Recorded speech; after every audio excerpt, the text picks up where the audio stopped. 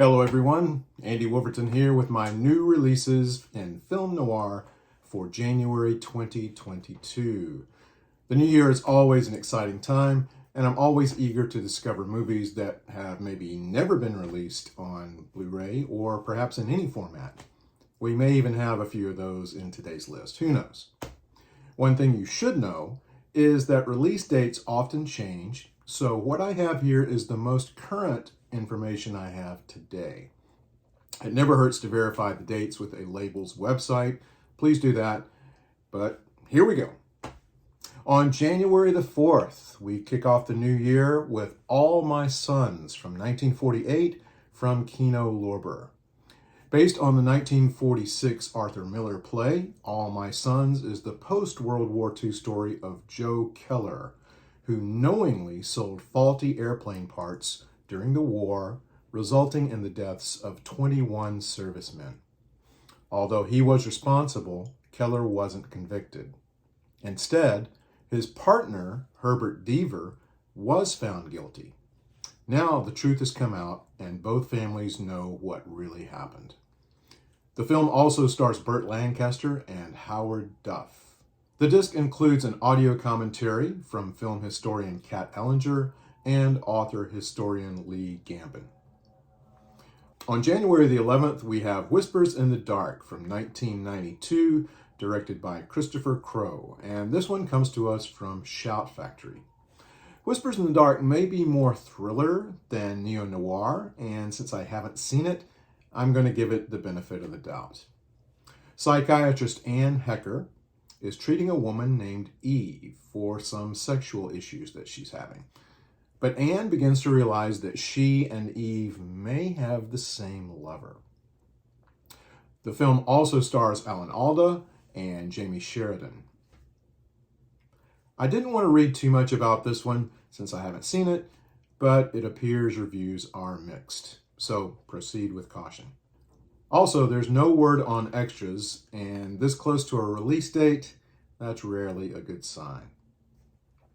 On January the 18th, we have The Capture from 1950, directed by John Sturges.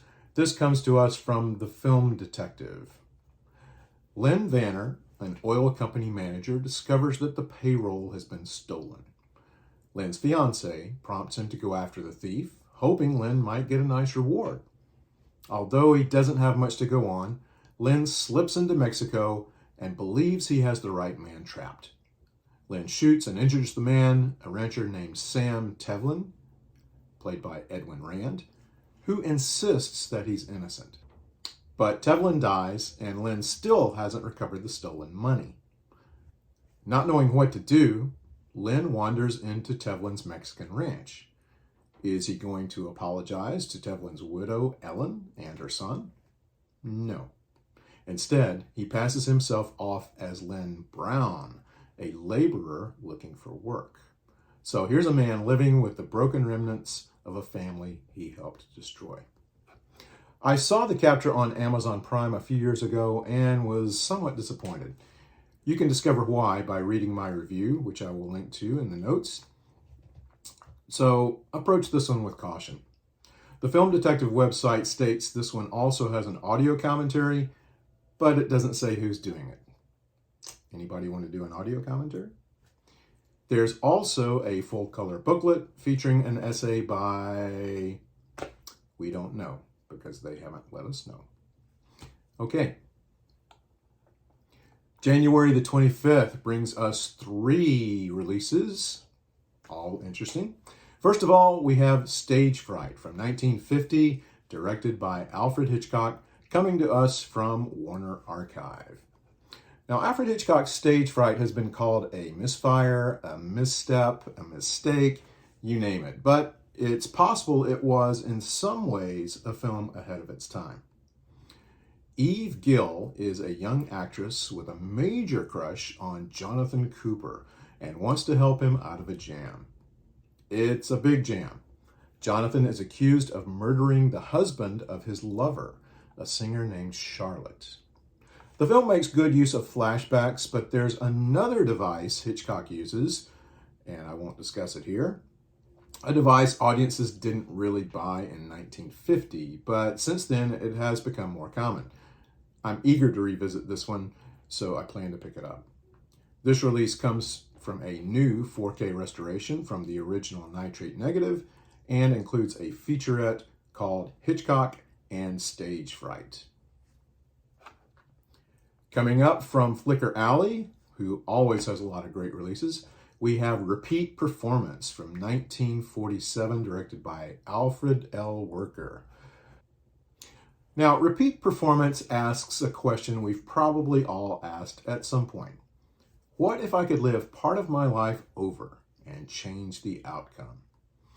This happens to Sheila Page on New Year's Eve as she finds herself holding a gun, standing over her dead husband, Barney. In a panic, she flees the scene and seeks out her friend, a poet named William Williams, played by Richard Basehart in his very first film. During this frantic moment, Sheila wishes she could go back and live the past year all over again, but with a different outcome.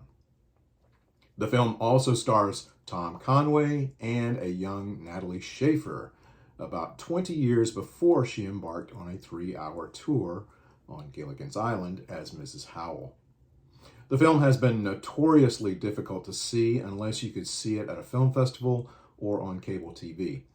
Thankfully, the Film Noir Foundation, the UCLA Film and Television Archive, and Flicker Alley have brought this to Blu-ray and DVD. This release includes an introduction by Eddie Muller, a video profile of Joan Leslie by author and film historian Farron Smith Neme, a mini documentary on the history of Eagle Lion Pictures, written and narrated by film historian and author Alan K. Rohde, and produced by film director and author Stephen C. Smith, plus an audio commentary by Nora Fiore, whom you may know as the Nitrate Diva, a digital press book, and a souvenir booklet featuring Brian Light's book-to-film comparison of the original 1942 William O'Farrell novel with screenwriter Walter Bullock's script, and a collection of original photos, lobby cards, and posters. And this one is region-free. Next up, the Cohen Media Group brings us another British noir double feature, kicking things off with Dancing with Crime from 1947 with Richard Attenborough as Ted, a London cab driver who discovers his friend and army buddy murdered in the back of his cab.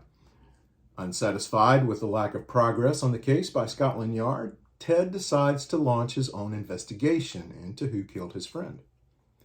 Ted's girlfriend, Joy, also gets into the act, putting herself at risk.